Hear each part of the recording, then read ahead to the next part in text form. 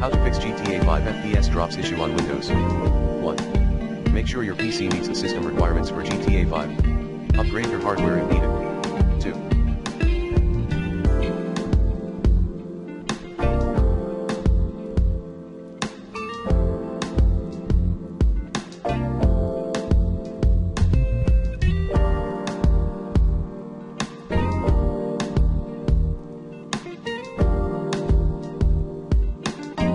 Update your graphics driver using the recommended FPS driver updater in this video guide. 3. Install the latest game patch. 4. Modify the graphics.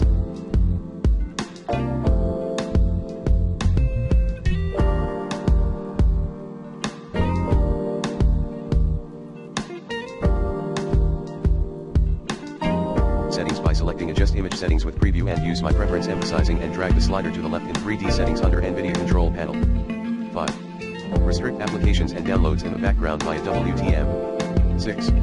Change the power plan of your PC. 7. Adjust your Windows system for the best performance.